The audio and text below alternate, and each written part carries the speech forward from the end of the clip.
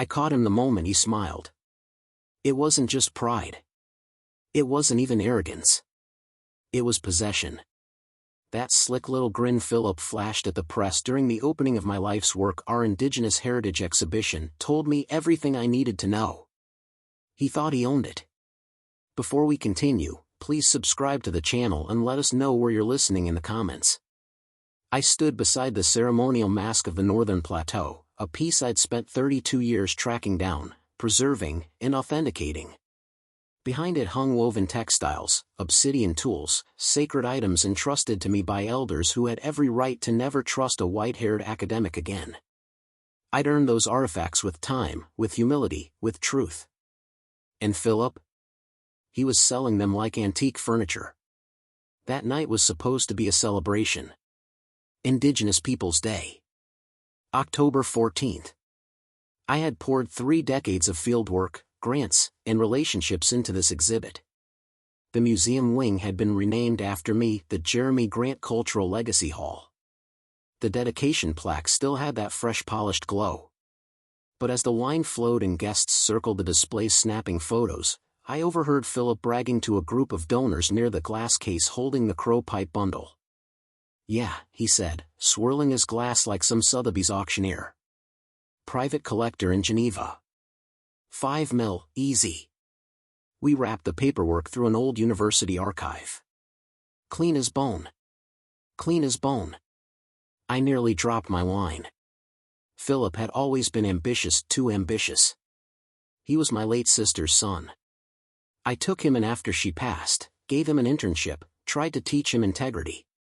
But somewhere along the way, he learned how to mimic sincerity instead. I ducked away from the crowd and headed to the back office, my fingers trembling as I unlocked the file cabinet. The original provenance records were supposed to be sealed, logged, and untouched. But they weren't untouched. They were replaced. Forged. The ink was wrong. The dates were doctored. Worse, some of the tribal authorizations had been completely fabricated. What Philip had done wasn't just illegal. It was sacrilege. I sat there, alone, in that tiny room lined with the ghosts of generations, and something inside me went cold. He wasn't just stealing from me. He was stealing from them. From the ones whose stories I was supposed to protect. And I wasn't going to let him get away with it. Later that night, I called my daughter Heather. She was 28, whip-smart, and working on her own PhD in museum ethics. She picked up on the second ring. "Heather," I said, "I need your help." "What happened?" "I think Philip forged the transfer documents. And I think he's trying to sell the collection." Dead silence on the other end. "Then, do you have proof?" "Not yet. But I'm going to find it. And when I do, we burn him." She exhaled. "Tell me what you need." By morning, we had a plan. But just as I returned to the exhibit to begin digging into the museum server logs, I saw something that stopped me cold. A new placard. It wasn't there yesterday. Private ownership transfer in progress, collection reserved. And at the bottom? Authorized by Dr. Jeremy Grant. My name. Falsified. The sight of my own name etched onto a placard authorizing the sale of the collection stopped me cold. At first, I thought it had to be a mistake. A mislabeled display. A curatorial error. But when I leaned in closer, my stomach turned. The signature beneath the authorization line? It looked just like mine.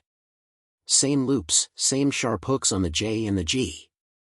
But I never signed it. Someone had forged my name. And I knew exactly who. I stormed into the exhibit's side office and slammed the door behind me.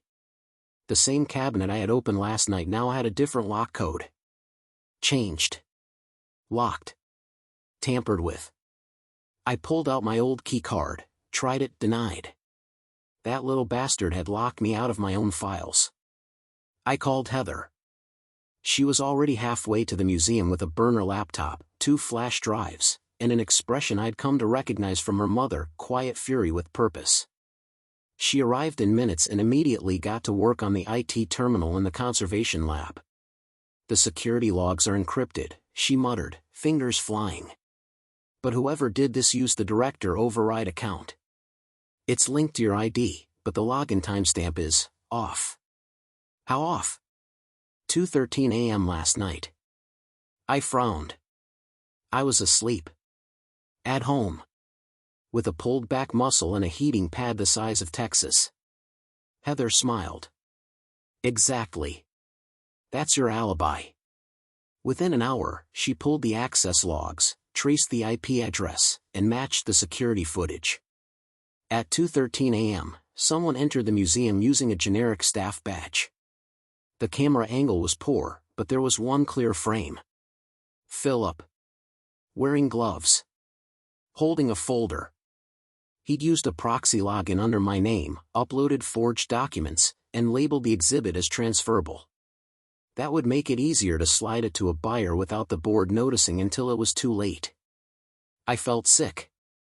Not just because of what he did, but because of how easily he did it. I had opened every door for him. And he picked the locks anyway.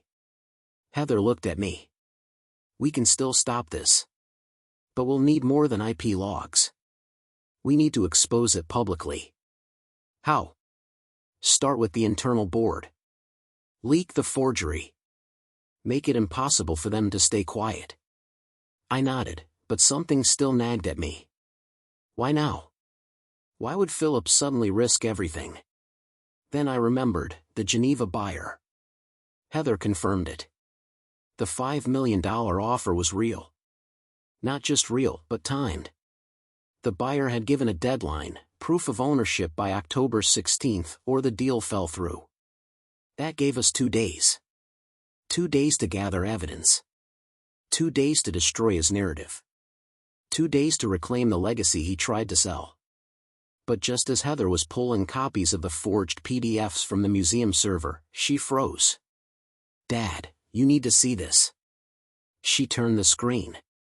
It was a private email chain between Philip and the museum's director of collections, Stephanie Blackwell. Subject line, finalize sale details, destroy backup records. And the last line? If Jeremy gets suspicious, make sure he's removed before the board meeting. Removed. Fired? Discredited? Or something worse? I looked at Heather. We just ran out of time. I had 2 days to stop the sale. And now I knew Stephanie Blackwell was in on it. I always had my doubts about her. Museum politics are like anthropology in reverse, you spend less time digging for truth and more time burying it. Stephanie played the long game, smooth with donors, stone-faced with staff, loyal only to whatever kept her at the top of the org chart. But forging transfer records? Conspiring to erase institutional proof? That was new territory. And now she wanted me removed. I didn't wait. I marched straight to her office on the 4th floor. Stephanie, I said, not bothering to knock. She looked up from her desk, fake surprise written all over her face. Jeremy. I heard you had concerns about some of the exhibit documents. Is everything okay? Cut the performance, I said. I've seen the emails. The fake placards. The 2 a.m. login under my credentials. I know you're working with Philip. For half a second, she dropped the mask. Then it was back. You're mistaken, she said coolly. Those were internal logistical discussions. Misunderstandings. Destroy backup records isn't a misunderstanding. It's evidence tampering. She stood. Jeremy, I know how emotional this must be. You're nearing retirement. Maybe all of this is feeling personal. You're damn right it's personal. You're trying to sell my life's work behind my back. Her lips curled slightly. Not behind your back. With your signature. I stepped closer. I'm bringing this to the board. She didn't flinch. Then I'll have no choice but to report your mental instability during the exhibit's planning stages. You've been forgetful. Paranoid. You've even accused staff of theft in the past. I'll provide the memos. My blood ran cold. They weren't just trying to remove me. They were building a case to make me look delusional. Heather was right, we had to go public. Fast. I left without another word. Back in the archives room, Heather had already decrypted several hidden folders on the internal server. It's worse than we thought, she said. There's a shell LLC Philip created in Delaware. It's listed as the Cultural Transfer Authority for the Geneva buyer. She showed me the name. KRJ Holdings. K for Kristen, the museum's acquisitions officer. R for Richard, a major donor who consulted on collection strategy. J for Jeremy. My name. Again. They built an entire false transfer company and named it to look legitimate using my initials. Heather stared at me. They built the lie using your reputation. I sat down slowly. They weren't just committing fraud. They were framing me to take the fall. I leaned back, thinking. We needed a witness. Someone on the inside. Someone who hadn't yet sold their soul. Then I remembered Edward, one of the senior archivists. Honest to the bone, old school, and loyal to the preservation mission above everything else. I called him. Edward, it's Jeremy. I need to talk. It's urgent. His voice was shaky. Jeremy. I was just about to call you. Why? They know I found the unaltered accession logs. The ones that prove you never authorized anything. What happened? I think someone's following me. My heart dropped. Where are you right now? He started to say. Then the line went dead. The line went dead. I stared at the phone in my hand, heart pounding. Edward wasn't the type to panic. He was calm, methodical, one of the few people I trusted implicitly. If he was scared, it meant something was very wrong. I tried calling him back. Straight to voicemail. Damn it, I muttered. Heather looked up from the computer. What happened? Edward. He had the original accession logs. The clean ones. Said he was being followed. Then the call dropped. Her eyes widened. You think they're silencing him? They're trying to erase the chain of custody, I said. If those original records disappear, they'll say my memory is failing and that I fabricated the whole story. Heather's voice was sharp. Then we find Edward. Now. We traced his phone location using a security app one had installed last year when the museum issued staff phones. It pinged his last known spot, a parking structure 2 blocks from the museum. We rushed there. Edward's car was still parked on level 3. His briefcase was on the passenger seat. But no Edward. And no logs. Heather checked the timestamp on the GPS. His phone went offline 22 minutes ago. I scanned the lot.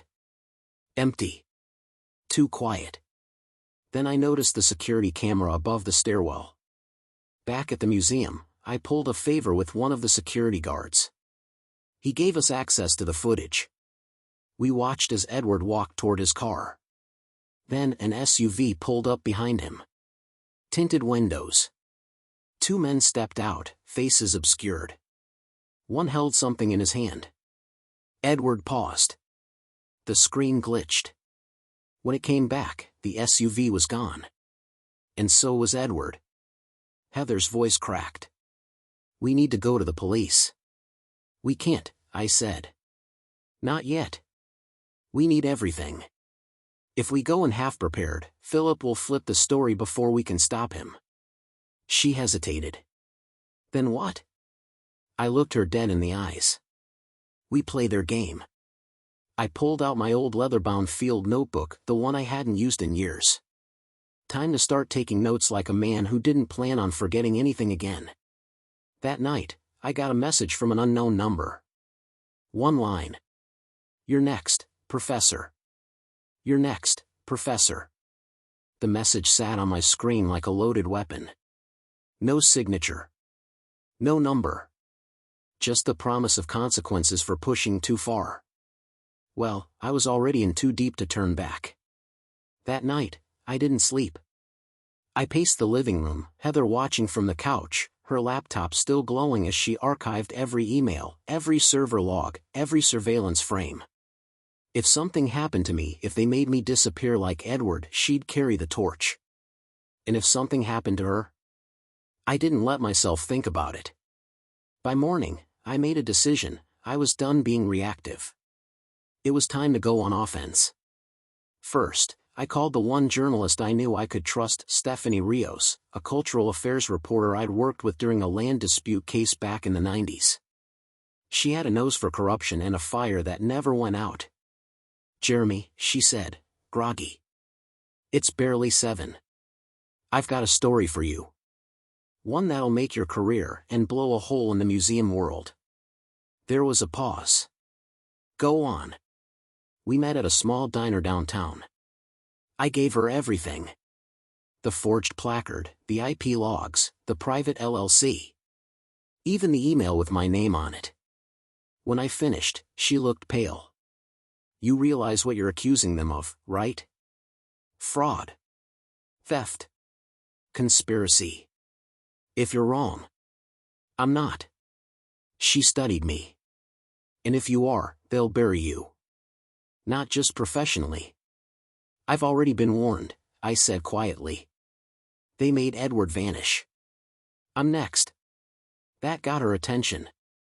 She agreed to dig, promised to keep it quiet until we had more. Back at the museum, Heather had cracked into an old backup server one even Philip didn't know existed.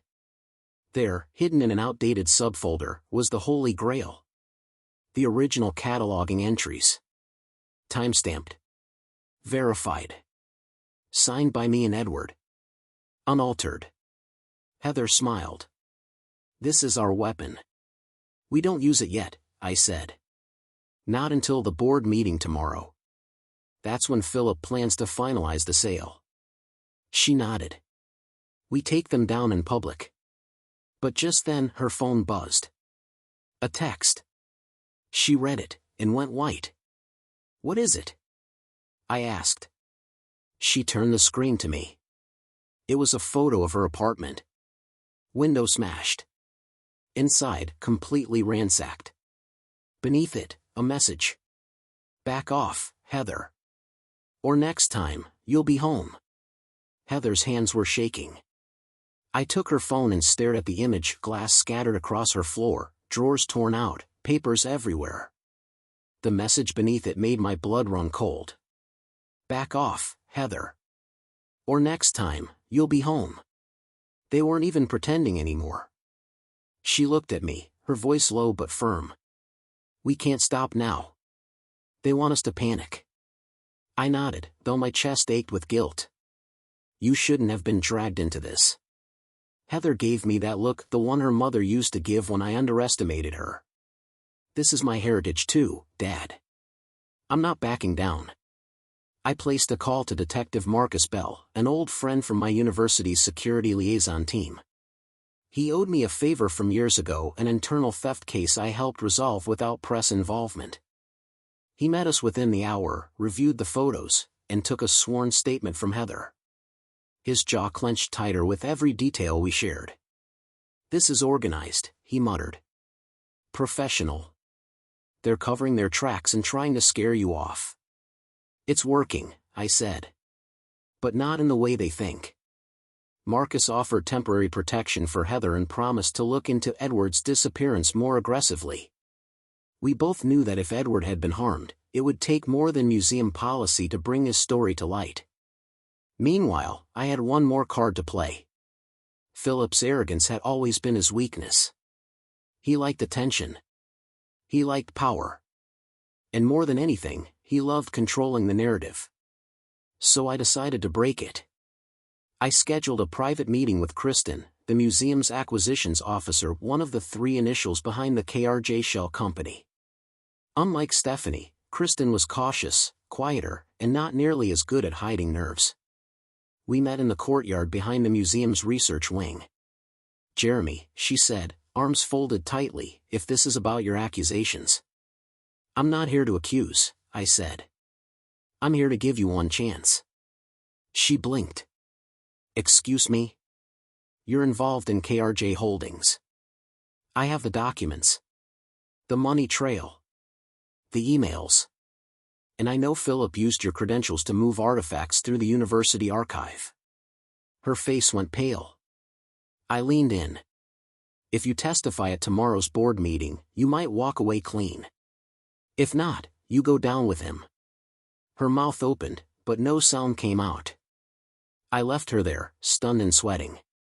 Back home, Heather and I built our presentation for the board: PDFs, screenshots, the original accession logs, even a voice memo we'd found of Philip bragging during a Zoom call about his Swiss deal. We backed up everything to 3 separate drives. One went in Heather's bag. One to Detective Bell. One to a secure cloud. We were ready. Until midnight. That's when I got the call. Block number. A man's voice. Calm. Cold. Tomorrow, if you speak, your daughter disappears next. If you speak tomorrow, your daughter disappears next. The voice was flat. Professional. As if they were telling me the weather. Then the line went dead. I sat frozen in my office, the glow from the desk lamp suddenly feeling far too dim. Outside, wind rattled the windows. My hands, which once held ancient arrowheads with reverence, now shook with helplessness. They weren't bluffing. Whoever these people were, Philip's buyers, the museum insiders, or some hired muscle, they had already made Edward vanish. Now they were looking at Heather. And I had to decide. I didn't sleep. I just watched her as she sat across the room, reviewing our files for the board meeting. She was focused, calm, more determined than I'd ever seen her. I wanted to protect her. I also wanted to finish what I started. At dawn, I brewed coffee and walked outside with the drive marked final copy. I stood at the edge of the property line and buried it 6 inches into the dirt under the rose bush her mother planted the year she was born. If anything happened to me, that drive held enough evidence to finish this. By 8 a.m., Heather and I sat in the museum boardroom. 12 members. Half of them knew me for 30 years. The rest, Philip had been charming over the last 2. Philip himself entered last. Slick suit. Fresh shave. Like he'd already won. He barely looked at me. Just smiled as he sat at the head of the table and opened his laptop. Stephanie sat to his left. Kristen to his right, visibly pale, avoiding eye contact. Let's begin, Stephanie said. Today's vote concerns the potential asset liquidation to the Geneva Foundation. Dr. Grant has requested the floor before the board proceeds. I stood slowly. My throat was dry. I looked at Heather, who gave me a nod. Then I looked at Philip. And I sat back down. The room shifted. Gasps. Glances. Heather stared at me, confused, hurt. I didn't speak. I said nothing. And the vote proceeded. 9-3. Approved. $5 million. 30 years of my work. An entire sacred history, boxed and sold. Heather walked out before the meeting ended. She didn't say a word. I caught up with her outside the museum.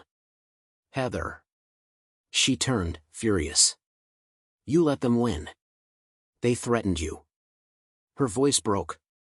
You think I didn't know? You think I wasn't ready? Tears welled in her eyes. You weren't protecting me. You were protecting yourself from losing me. I reached out. She stepped back. I'm done, Dad. And just like that, she was gone. That night, alone in my office, I received a new message. An audio file. I hit play. It was Edward's voice. Weak. Terrified. Jeremy, if you're hearing this, I don't have much time. Edward's voice crackled through the speakers, barely above a whisper. Jeremy, if you're hearing this, I don't have much time. They took my phone, but I managed to stash this recorder in my jacket lining. I froze. My heart kicked into overdrive. They're keeping me in some kind of storage facility, concrete walls, no windows. I think I'm near the city. I heard trains. Twice a day. Same time. Morning and late afternoon. They want me to sign a statement saying the logs were faked. That you orchestrated everything. I wouldn't. There was a cough. A pause. If they find this recorder, it's over. If you get this, please, don't let them erase it all. Don't let him win. Philip, he's not just selling the artifacts. He's selling access. Private buyers. Black market deals. Sacred items meant for repatriation. Gone. Then static. Then silence. I played it twice more before copying the file to 2 backup drives. Heather needed to hear this. I called her. No answer. I texted. No response. Can't blame her, I thought. I'd betrayed her trust. But this changed everything. I sent the audio file to her with one line. Edward's alive. And Philip's doing more than we thought. Then I called Detective Marcus Bell. He picked up on the first ring. When I told him about the recording, I could practically hear him sit up straight. I'll trace industrial buildings near the train line. You forward that file to me, now. Done. Within an hour, he had 5 possible locations. Give me the night, he said. If he's there, I'll find him. Meanwhile, I took a step I should have taken days ago. I sent the file to Stephanie Rios, the reporter. Run it, I wrote. Run everything. This wasn't about careers anymore.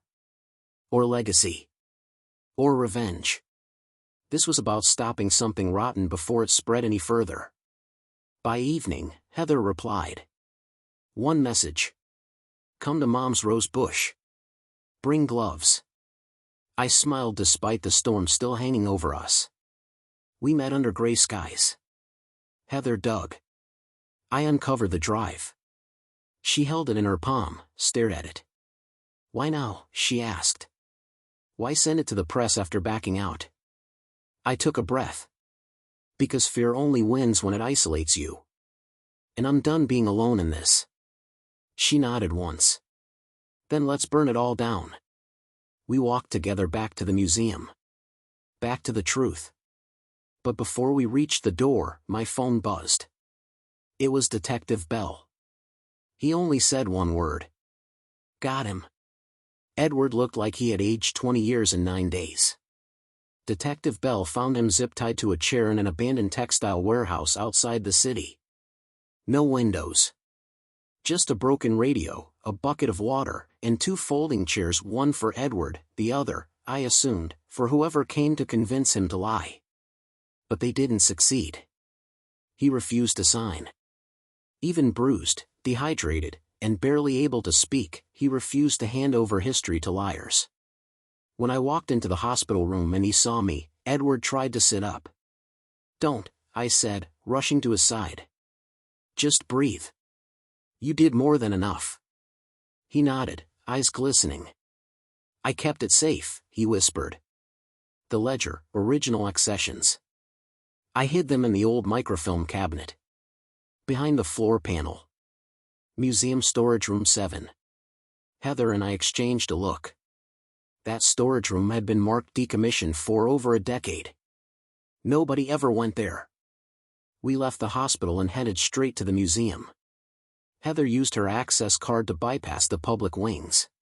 Lights flickered as we descended into the belly of the archives. Room 7 was cold and still. Dust covered everything. But behind the last row of cabinets, just where Edward said, a loose floor tile lifted to reveal a shallow recess. Inside, wrapped in a weatherproof envelope. The original ledger. Handwritten, time-stamped, signed by both Edward and me. It was the artifact registry that proved, without question, that every transfer document signed by me was a fake. We now had it all. Philip's scheme. The forged documents. The recordings. Edward's testimony. The black market shell company. The board manipulation. And now, the real registry. Heather clutched it like it was made of gold. He can't escape this. But I wasn't so sure. Back upstairs, Stephanie Rios was waiting near the rear service doors. Her face was pale. "We've got a problem," she said. "What kind of problem?" I asked. "They leaked something." Heather and I stared at her. Stephanie continued, "An anonymous packet.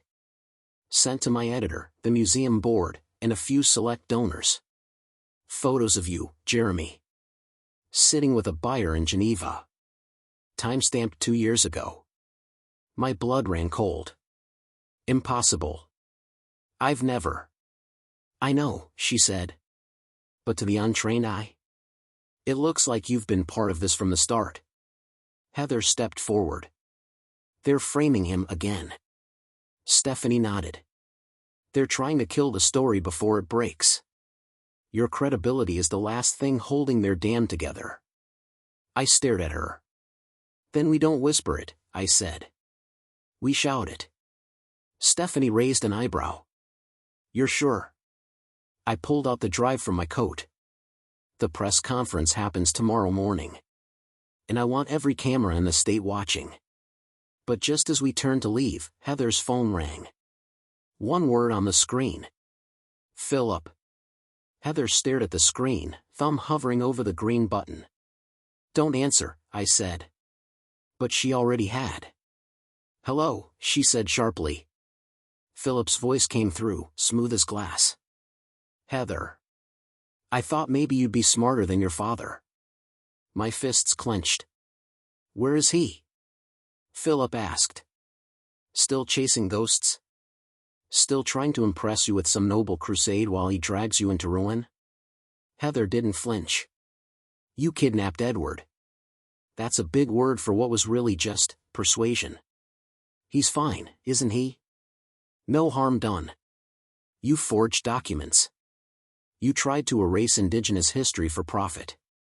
"You say that like anyone cares," Philip snapped. "You know how this ends. The press can't tell real from fake anymore. And when the smoke clears, the board will believe what they're paid to believe. That I'm the adult in the room. That your father, well, he's the emotional relic clinging to a past that's already sold." Heather looked at me. I gave a single nod. "Time to flip the script." She put the call on speaker. "You done, Philip?" she asked. "Hardly." "Good.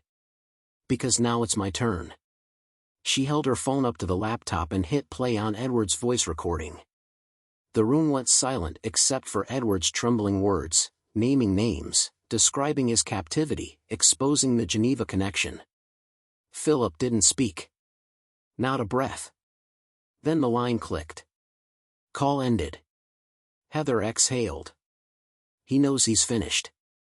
I shook my head. "Not yet. But we've got him cornered. Tomorrow, we end this." We spent the night preparing. Every file, photo, and statement organized by timestamp. We brought in a lawyer, a tribal representative who had long questioned the museum's ethics, and even 2 young curators who resigned earlier that month quietly, after suspecting internal fraud. By morning, the museum's auditorium was packed with press. Stephanie Rios took the podium first. Then Edward, bruises still visible but voice stronger than ever. Then Heather. And finally, me. I held the ledger high. "This book," I said, "is the truth. And for too long, men like Philip used the shadows to rewrite that truth for profit. But today, the shadows don't get the final word." Reporters scribbled. Cameras flashed. A collective silence settled over the room. Until, from the back row, a voice yelled, "This whole thing's a setup. You're the liar, Grant." "Philip."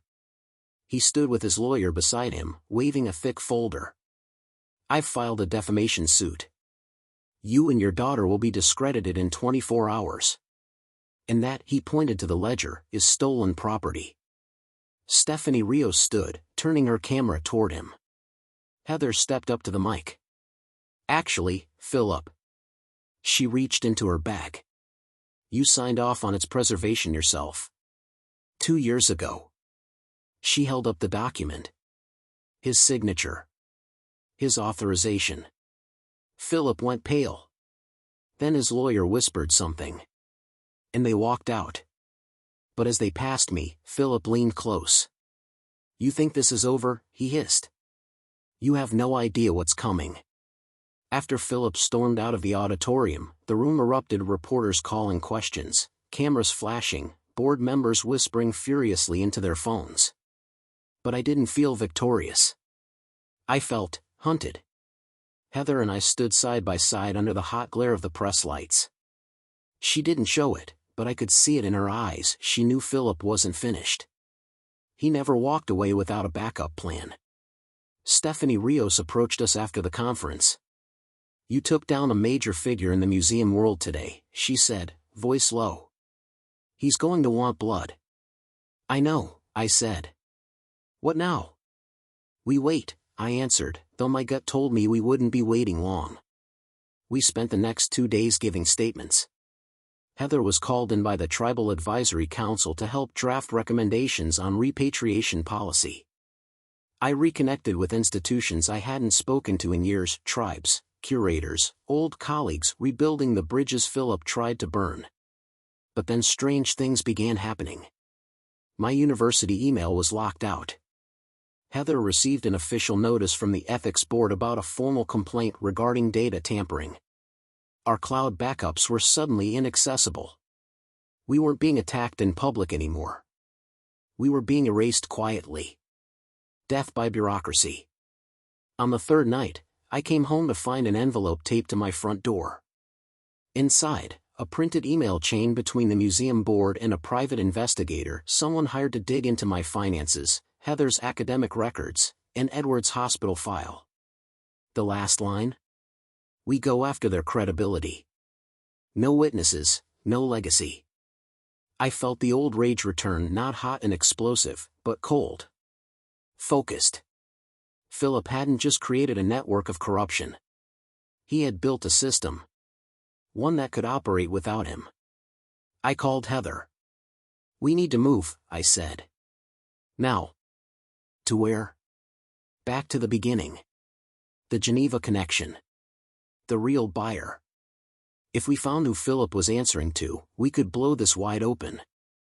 Heather had a contact, Brittany, an old grad school colleague working with a cultural heritage task force in Switzerland. She owed Heather a favor. That night, we sent everything to her: ledgers, forged docs, Edward's testimony, transaction records. Within 6 hours, she responded. "Jeremy. I've seen that buyer name before. KRJ Holdings isn't a buyer. It's a front. The real owner behind the $5 million deal is listed in a sealed fund registry." I messaged back instantly. "Who?" A minute later, her reply came. Just one name. Marcus Bell. Marcus Bell. I stared at the name on the screen, each letter hitting harder than the last. Detective. Friend. Confidant. He'd been with me from the start, offering protection, investigating Edward's disappearance, helping us trace threats.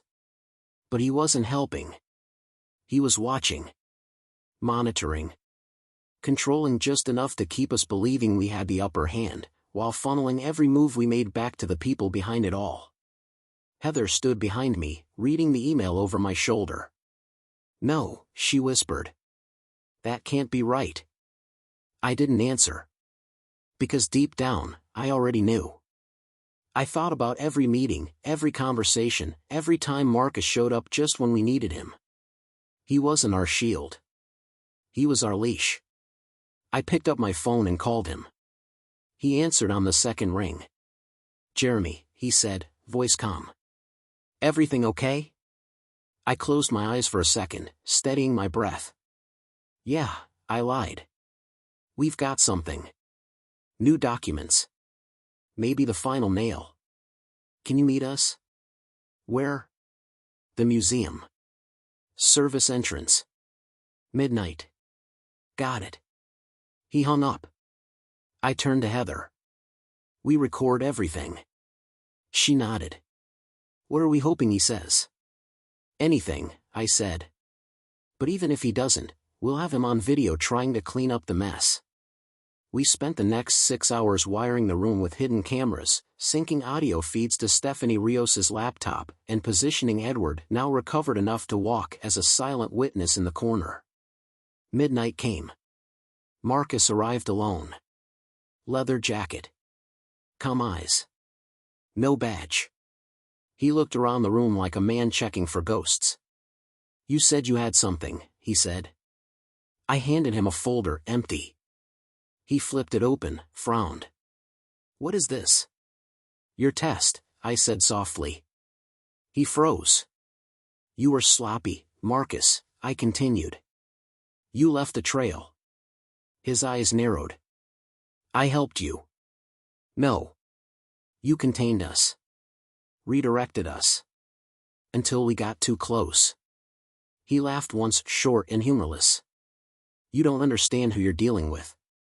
"I understand perfectly," I said. KRJ Holdings. Geneva. The sealed account. He looked at Heather. "You should be careful who you trust, young lady." "You mean like we trusted you?" she snapped. Then Edward stepped forward into the light. Marcus's face changed. "You're supposed to be gone?" Edward said. "You tried." Marcus took a step back. But Heather was faster, she locked the door. "You're not leaving," I said. "This time, you answer our questions." He looked at me. And smiled. "Then I guess it's time you meet the others." "Then I guess it's time you meet the others." Marcus said it like a joke. But no one laughed. Heather stepped back, hand subtly moving toward her phone to trigger the hidden audio stream. Edward stood stiff, lips pressed tight, ready to lunge if needed. I stood my ground. "Who are the others, Marcus?" He chuckled again, like he was amused by how little we really understood. "You think this was all about your artifacts? A forged placard? A $5 million deal?" I didn't blink. He continued. "That was just the doorway. The real operation started long before Philip. Before Stephanie. Even before KRJ Holdings." He looked at the camera lens hidden in the bookshelf. Dead center. He knew. "They won't stop this," he said. "You think one conference, one article, one angry professor shouting into a microphone is going to collapse an institution? We've bought universities. Museums. Galleries. Hell, we own 3 Indigenous archives, legal ones." Heather's face twisted in disbelief. "Why?" Marcus looked at her. "Because heritage is power. And the people who control it shape the narrative. History is currency. And we've been laundering it for years." He paused, then turned back to me. "You weren't supposed to notice. You were the old man. The legacy scholar they could parade at openings. Until you started digging too deep." I took a step closer. "And what now? You kill us? Discredit us again?"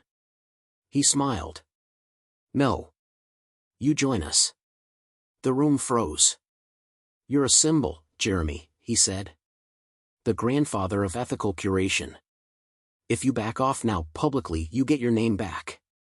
A seat on our board. A quiet retirement. Your daughter? She gets a tenure-track position at any university she wants." Heather's voice came out like steel. "You're bribing us."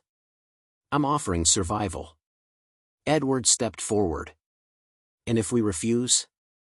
Marcus looked him up and down. "You won't like the alternative."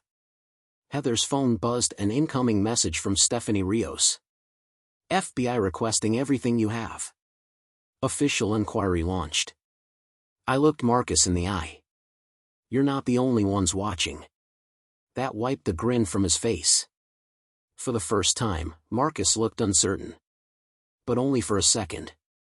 He pulled out his phone. And tapped something. Heather's laptop across the room shut off. The lights dimmed. Edward gasped. I ran to the window. The museum's backup generator had just gone offline. Marcus backed toward the door. You just made your choice. And then the fire alarm went off. The fire alarm blared, shrill and violent, echoing off the marble walls of the museum like a war drum. Red strobes pulsed against the glass cases, making every artifact seem like it was glowing with warning. Heather covered her ears. Edward clutched the ledger like it was a child. I stared at the dark screen of her laptop, Marcus's final move before slipping into the shadows. We weren't just in a fire drill. We were being flushed out. Back exit, I shouted over the alarm. Now. We ran. The halls, usually silent and sacred, were now chaos, overhead lights flickering, emergency sirens screaming, smoke beginning to leak from somewhere deep in the archive wing. Heather looked at me, her eyes wide. Is it real? I don't know, I said. But we can't take the risk. Sprinklers exploded overhead, dousing the walls in cold water. I turned once long enough to see the display cases we'd curated for decades, now soaked and exposed. The past was literally being washed away. As we rounded the corner toward the staff exit, two figures in security uniforms stepped into our path. I slowed. They didn't move. Jeremy Grant, one of them asked, though he already knew the answer. Heather gripped my arm. Edward whispered, "They're not with the museum." I played dumb. Is there a fire? The shorter one reached for something under his jacket. That's when Edward did the unthinkable. He threw the ledger. Not at them, but away, down the adjacent hall. Both men turned. Run! I shouted. We ducked past them as they bolted after the flying documents, Heather grabbing Edward by the arm and dragging him toward the basement stairwell. We burst through the door and into darkness. One flashlight. Flickering. Stale air. Concrete steps. Silence beneath the chaos. We kept moving until we hit the bottom. There, in the emergency vault chamber, lay our salvation, a private archive locker built in the 80s, analog, off-grid, never digitized. And dry. We barricaded the door. Heather caught her breath. What now? I looked around the dusty room. Old files. Forgotten records. Film reels. Print photos. Evidence that predates everything. Marcus had disabled our electronics. But he couldn't erase analog. Edward dropped into a chair, wheezing. He tried to burn the truth. But he lit the wrong fire, I finished. Heather pulled out a disposable phone we'd bought weeks ago for backup. One number pre-programmed. She hit send. The phone buzzed once. Then a voice answered. This is Agent Brittany Torres, Cultural Crimes Division. Heather's voice was clear. We're under attack. And we've got everything. Torres didn't hesitate. Hold your position. I've already mobilized a federal team. We just needed confirmation that the ledger still exists. I looked down at Edward's hands. Still clutching it. It had a tear in the corner. Some water damage. But still whole. Still real. Heather nodded. It does. Torres replied, calm but electric. Then it's time. We go public in 48 hours. Be ready.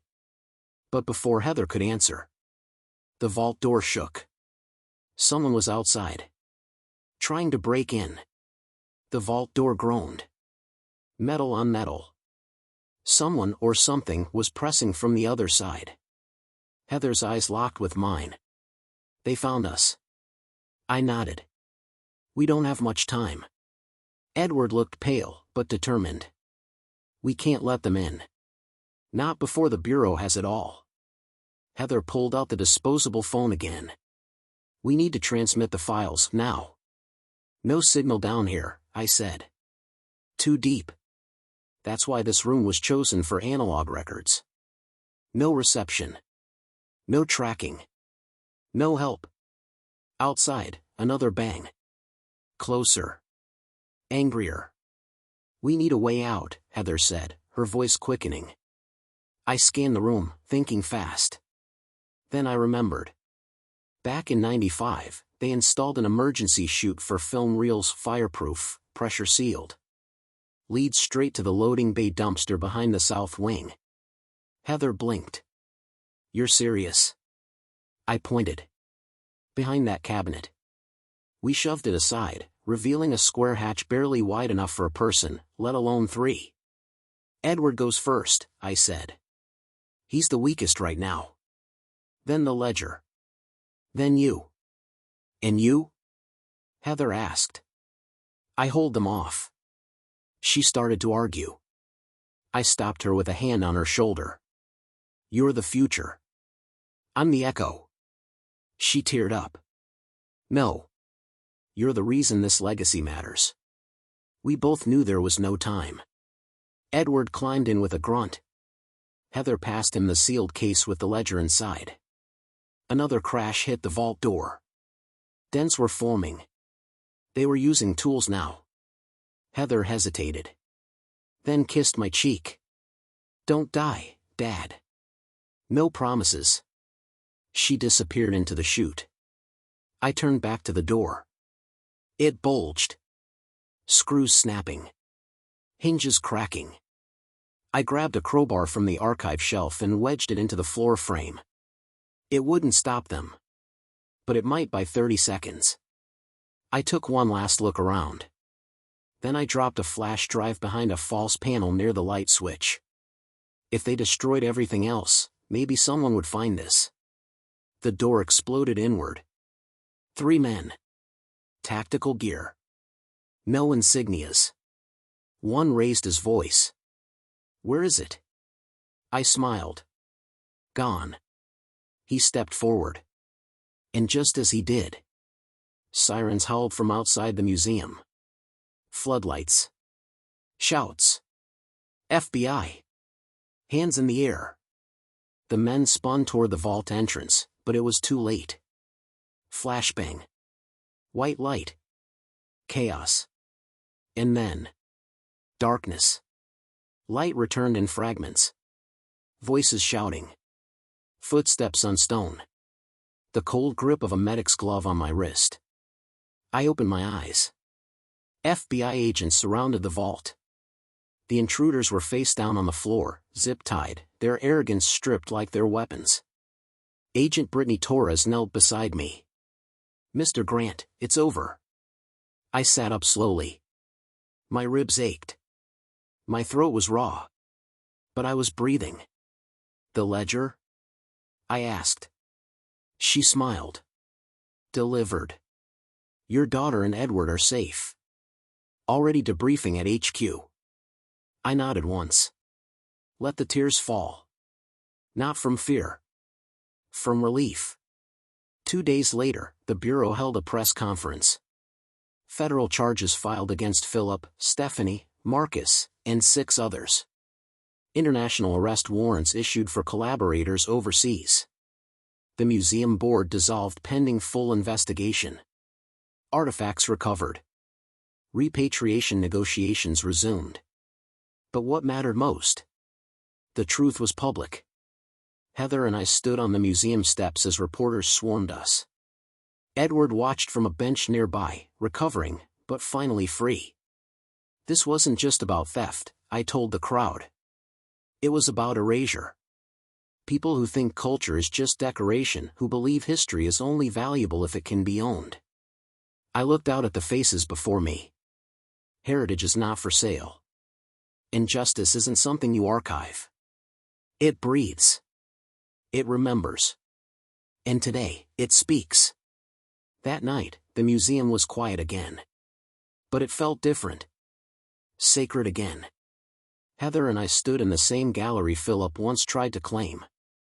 Only now, the placards told the full story, one of preservation, survival, and betrayal overcome. She looked at me. "You did it, Dad." I shook my head. "We did it. And we weren't finished." I started writing again, not grant proposals or exhibition scripts. But testimony. Essays. A book. Not about what we lost, but about what we reclaimed. And every chapter began the same way. My name is Jeremy Grant. I was a witness. And now, I'm the record. If you like this story, please like this video. Subscribe to the channel and share your impressions of this story in the comments. To listen to the next story, click on the box on the right.